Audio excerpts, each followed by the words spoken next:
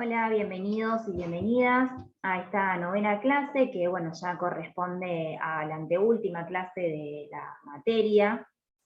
Antes de compartirles pantalla para iniciar el recorrido de la clase de hoy, bueno, recordarles antes que la semana que viene, 15 de noviembre, no estaremos publicando video de clase, pero sí recuerden que tienen que entregar el trabajo práctico que corresponde al segundo parcial de la materia.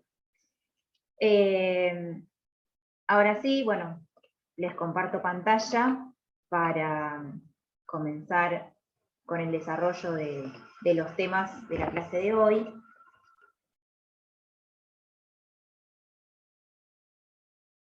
Ahí está. Bien, bueno, en principio, como siempre, hacemos un repaso por los temas que se estuvieron trabajando en la clase anterior. Con Paula estuvieron desarrollando y, bueno, trabajando el texto de Ignacio Ramonet, en el que, bueno, este autor habla de el imperio de la vigilancia, ¿no?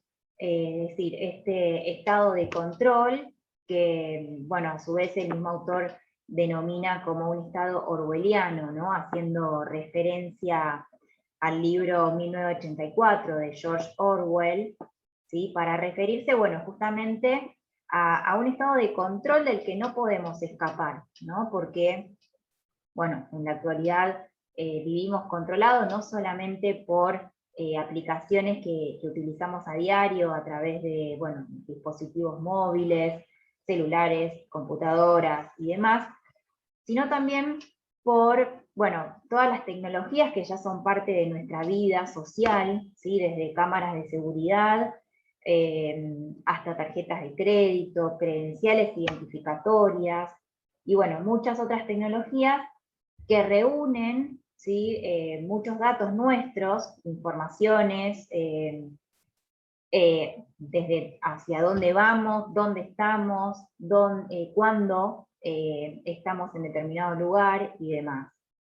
Es decir, datos personales que pasan a formar parte de un mercado, ¿sí? Y que, bueno, pasan a formar parte de lo que conocemos como el Big Data, ¿no? En donde todos estos datos se convierten en mercancías y pasan a ser vendidos y comercializados, ¿no? Por eso Ramonet habla de alianzas entre empresas comerciales, agencias publicitarias, estados, gobiernos y aparatos militares. Ahora bien, para continuar en la misma línea de análisis, nosotros les proponemos entonces que miren la charla TED que compartimos también en esta misma clase, la charla TED de Marta Peirano, ¿sí? Que se titula ¿Por qué me vigilan si no soy nadie? Marta Peirano, bueno, es una escritora y periodista española, ¿sí? Fundó Crypto Party Berlín, perdón, una iniciativa que trabaja sobre cuestiones de privacidad y seguridad en Internet, ¿sí? Entonces, por eso les proponemos que como primera actividad miren esta charla TED y que en base a lo trabajado la clase pasada, ¿sí? Con el texto de Ramonet, bueno, traten de dar respuesta a esta pregunta que titula la charla de Marta Peirano, ¿sí? Es decir, ¿por qué me vigilan si no soy nadie? ¿No? Traten de, bueno, en base a lo que estuvieron trabajando, responder a esta pregunta. Y bueno, entonces esperamos sus comentarios en el foro que compartimos en el espacio de la primera actividad de la clase de hoy. Y para seguir analizando los efectos y las nuevas formas de vincularnos, ¿sí? Con esto que hoy conocemos como las TICs, ¿sí? Que son las tecnologías de la información y de la comunicación, en la clase de hoy nos vamos a detener en los textos de Javier Echeverría Esponda y Georgina Remondino. En principio, vamos a utilizar un concepto que Echeverría Esponda propone para, bueno, denominar y de alguna manera caracterizar, ¿no?, este nuevo contexto en el que las tecnologías de la información y de la comunicación toman protagonismo, ¿sí? Y se convierten de alguna manera en configuradoras de nuestras vidas. Y es este concepto de el tercer entorno. Lo que plantea Echeverría Esponda es también esta idea de, bueno, pensar una ciudad global que él presenta como telépolis, ¿sí? Ahora vamos a desarrollar un poquito más estos conceptos. Luego nos detenemos en el análisis que Georgina Remondino evalúa y desarrolla en base a la exposición en redes sociales, en blogs personales y demás. Y bueno, analiza entonces en la actualidad este tercer entorno, ¿sí?, del que habla Echeverría Esponda, y lo que ella dice es que, bueno, muchas prácticas que eran consideradas exclusivas de la vida privada y de la vida íntima de las personas, bueno, ahora se inscriben en el espacio público de la pantalla. Y a partir de esto, ¿sí?, Remondino habla entonces de tecnologías de la gubernamentalidad y el género. Ahora vamos a desarrollar mejor este análisis que la autora, bueno, realiza a partir de un caso de estudio con jóvenes mujeres de la Universidad de la ciudad de Córdoba, consumidoras de blogs y de redes personales. Entonces, en principio, bueno, nos detenemos en Echeverría Esponda, ¿no? Él habla de la aparición de este tercer entorno, ¿sí?, con el desarrollo de la sociedad y la información, y lo diferencia de otros dos entornos clásicos, ¿sí?, que son el entorno de la naturaleza y el entorno de la ciudad, el entorno urbano. Ahora, la construcción de este tercer entorno, que es un entorno tecnológico y a distancia, ¿sí?, dice Echeverría Esponda, habla también de, bueno, la construcción de una ciudad global, ¿no?, que él denomina como telépolis. Y lo que dice el autor es que en esta telépolis, si no solo se requiere de una infraestructura mundial, ¿sí?, y nacional, sino que, a ver, una infraestructura mundial y nacional, siempre hablando de la información, ¿no?, de la comunicación, sino que lo que necesita este tercer entorno también es una infraestructura local y doméstica de la información. Entonces, lo que hace este autor es plantear 21 tesis, ¿sí?, sobre la telépolis y el tercer entorno. Y aquí es interesante, bueno, cómo plantea digamos, la influencia de este tercer entorno sobre nuestra vida cotidiana, ¿sí? Es decir, cómo estas nuevas tecnologías van de alguna manera modificando cuestiones de nuestra vida cotidiana, nuestra vida sociedad, nuestra vida social, e incluso cuestiones que tienen que ver con la infraestructura de la sociedad, ¿sí?, como las casas, los edificios. Y bueno, cuestiones que digamos, necesitan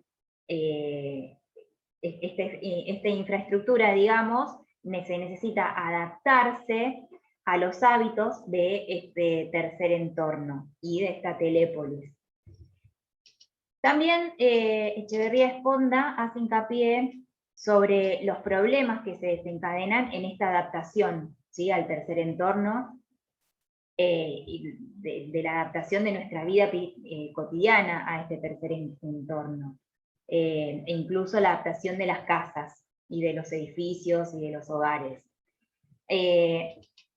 Nosotros no nos vamos a detener en este video, en las 21 tesis, ¿sí? Bueno, no vamos a desarrollar detenidamente cada una de estas 21 tesis que plantea Echeverría Esponda, quedará en manos de ustedes, en la lectura que ustedes hagan del texto, y en esa lectura, bueno, les pedimos que hagan un trabajo de anclaje con sus propias realidades, ¿sí? Como usuarios y, digamos, usuarios de estas tecnologías que conforman este tercer entorno y como habitantes también de la Telépolis, como la denomina Echeverría Esponda. Bien, entonces, para mencionar algunas de las transformaciones que son frutos de este tercer entorno, mencionamos, por ejemplo, ¿no? En principio la ruptura de las categorías topológicas y métricas, y estas tecnologías de interrelación a distancia que, bueno, posibilitan en el siglo XXI la aparición de este tercer entorno, ¿no? Permitieron una transformación, podríamos decir, de la concepción de las distancias, ¿sí? Pensemos en los cambios y en los achicamientos de las distancias que permitieron fundamentalmente las actuales tecnologías de las telecomunicaciones, ¿no? Hoy, digamos, podemos comunicarnos instantáneamente con cualquier punto geográfico, con el que seguramente antes del surgimiento de estas tecnologías hubiese sido o hubiese demorado muchísimo más tiempo hacer llegar un mensaje, ¿no? a ese otro lugar lejano, y muchos meses más para recibir una respuesta a ese mensaje. Entonces, esto genera un impacto sobre nuestra vida social y en concreto sobre la vida cotidiana de las personas. En segundo lugar, la vida privada y la vida íntima se adaptan entonces a este nuevo entorno, ¿no? A este tercer entorno.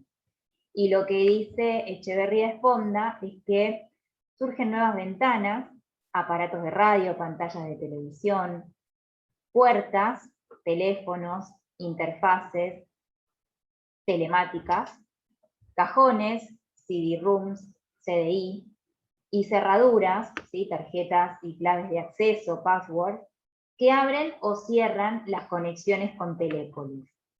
A ver, en realidad, bueno, este texto, pensemos que es del año 1998, ¿no? Entonces, muchos aspectos de aquel tercer entorno que describía Echeverría Esponda, hoy ya cambió, ¿sí? Ya cambiaron, digamos. De hecho, hoy los CD-ROOMs ya casi desaparecieron porque, bueno, surgieron muchas otras tecnologías superadoras. Pensemos, bueno, pendrives y muchos otros dispositivos de almacenamiento que almacenan mucha más información que aquel CD-ROOM. E incluso cambiaron muchos hábitos también, que llevaron, bueno, al reemplazo de los CDs, por ejemplo, los CDs de música, ¿no? Hoy hay plataformas que permiten, bueno, descargar discografías completas, entonces ya descartamos de alguna manera el CD de música. Ahora, esta Telépolis que plantea Echeverría Esponda está lejos de ser una estructura democrática. Lo que dice el autor es que puede ser caracterizada como una telesociedad neofeudal, dice, dominada por unos cuantos señores del aire que pugnan por controlar redes y plataformas de telecomunicaciones, como antiguamente se luchaba por dominar territorios. Entonces, ¿cómo contrarrestamos esta situación? Bueno, nos desentendemos entonces de este tercer entorno, nos recluimos en el primero o en el segundo, es decir, en el entorno de la naturaleza o en el entorno de la ciudad. Bueno, la realidad es que ese no es el camino, ¿no? Lo que dice Echeverría Esponda es que para lograr que la Telépolis sea una ciudad democrática, hay que apuntar a que los propios ciudadanos tengan una influencia cada vez mayor en las decisiones que se toman a la hora de construir dicha ciudad. A ver, esto en lugar de desentenderse del tercer entorno, ¿no? Y por otro lado, lo que hay que hacer también es instituir redes locales que funcionen conforme a los criterios del tercer entorno. Ahora bien, como mencioné anteriormente, el texto de Echeverría Esponda, digamos, tiene algo más de 20 años, ¿no? Desde el año 1998, y si hacemos memoria y pensamos cómo era ese tercer entorno por alrededor del año 2000, bueno, nos encontramos con un mundo distinto al de ahora, fundamentalmente por el avance y el desarrollo de plataformas, dispositivos, programas, blogs, redes sociales, que, bueno, permitieron que muchas prácticas que anteriormente eran consideradas exclusivas de la vida privada, bueno, ahora se hacen públicas, ¿no? Pueden exhibirse en las pantallas. Entonces, bueno, podemos considerar que el análisis que hace Remondino, ¿sí?, en esta línea, colabora, o de alguna manera completa, podríamos decir, la caracterización que Echeverría Esponda hace sobre este tercer entorno, ¿no? En el cual, bueno, hoy las redes sociales ocupan un papel fundamental, un papel protagónico, podríamos decir, ¿no? En la construcción de nuestras subjetividades como habitantes de esta telépolis. Entonces, lo que propone Georgina Remondino es que estas tecnologías y estas TICs median las formas del gobierno del yo en sus modos de presentación pública. Funcionan como tecnologías de control del otro y contribuyen a diferentes modos de gobierno de los sentimientos y a formas específicas de performativización del género. Ahora vamos a ahondar un poco más en estas cuestiones. En principio es, importante destacar un pensamiento que se tiene sobre las TICs, ¿sí?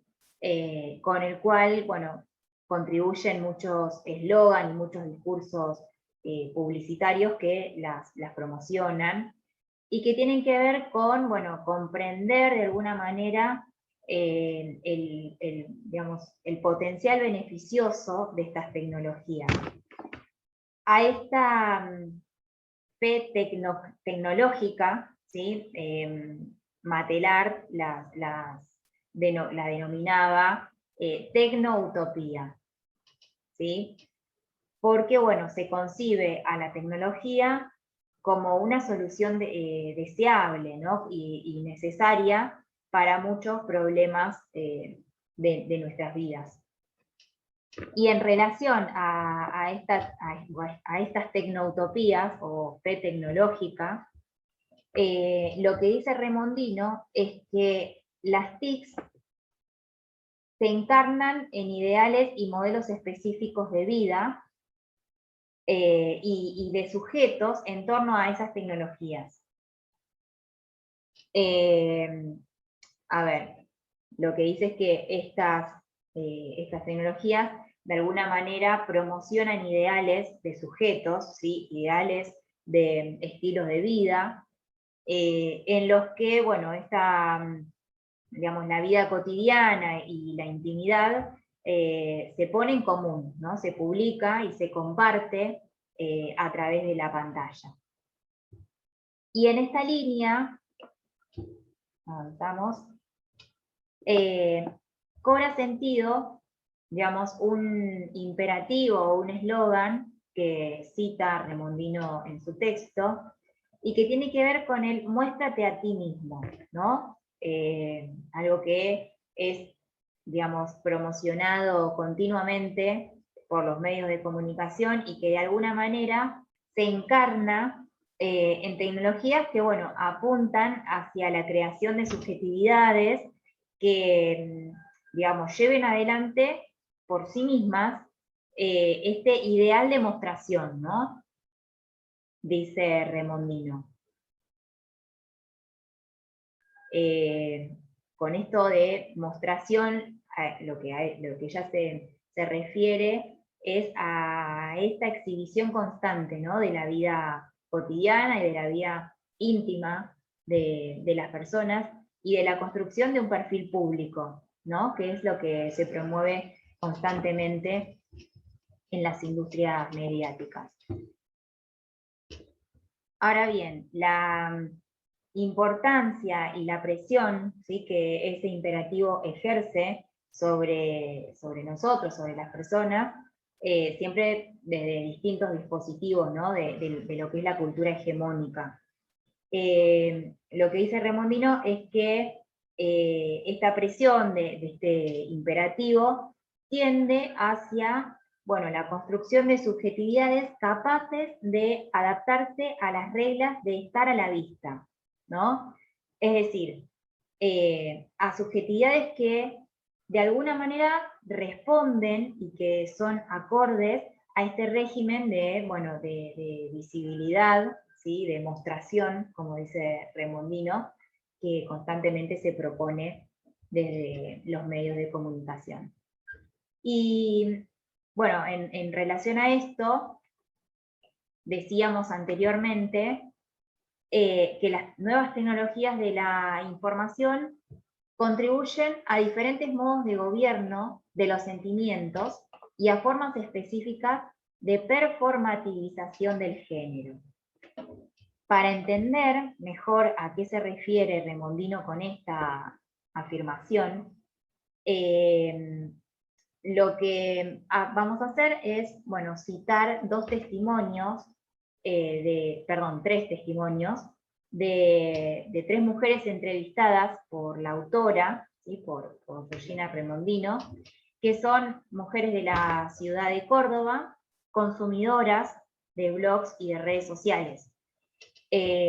Vamos con el primero de ellos, primero de estos testimonios, que dice: nada, obvio que si te dejó un comentario o te puso me gusta, vos decís, ay, entró a verme, y bueno, obvio que si el chico te gusta, nada, eso, estás contenta toda la semana, risa. Este fragmento, bueno, corresponde a un testimonio de Estefanía, que fue entrevistada el 21 de octubre de 2009. El segundo de los testimonios dice: y cuando cortaron, Pablo colgó al tiempo fotos con una chica. Ella ya ahí se enteró que se había puesto de novio. Lo eliminó de los contactos para no enterarse de nada, para no verlo y sufrir. Bueno, este corresponde a Betty, que fue entrevistada 2 días después, 23 de octubre de 2009. Ahora, ¿qué vemos en estos dos fragmentos, en estos dos testimonios? Bueno, principalmente lo que nos cuentan o lo que nos muestran de alguna manera es esto del gobierno de los sentimientos, ¿no?, el gobierno sentimental que menciona Remondino. Lo que dice es que, bueno, los blogs, redes sociales, estas tecnologías del yo, ¿sí?, operan en el gobierno sentimental en el sentido de que amortiguan el riesgo o la frustración y al sufrimiento, ¿sí? Es decir, ante situaciones de ansiedad, estas tecnologías, bueno, permiten un contacto rápido, ¿no? Rápido y efectivo, es decir, garantizan una comunicación. Ahora, en el segundo, esto en el primer ejemplo, ¿no? Con este simple me gusta, se le da un indicio a esta chica enamorada o perdidamente enamorada, ¿no?, de que, bueno, la persona que le gusta entró a ver su perfil, la tiene presente, ¿no?, que de alguna manera se interesa por ella, y con eso se conforma, ¿no? Tiene un indicio de que tal vez del otro lado, ¿no?, la persona que le gusta, también hay un interés. Ahora, cuando el sentimiento se vuelve adverso, diríamos, podemos desconectarnos, ¿sí? Con un simple clic, ¿no? Nos desconectamos de ese otro, como es el caso de este segundo testimonio, ¿no? En este segundo testimonio la mujer, bueno, despechada, elimina de sus contactos a su expareja para, de alguna manera, evitar el sufrimiento que le provocaría verlo en otra relación, o enterarse de que está comenzando una nueva relación. Ahora, vamos a un tercer caso que dice, esa es la foto que puse ahora, se refiere a la imagen que colocan en su perfil del usuario. Ahora que lo tengo a él, se refiere a su bebé, saqué las otras que aparecía con una botella o haciendo poses.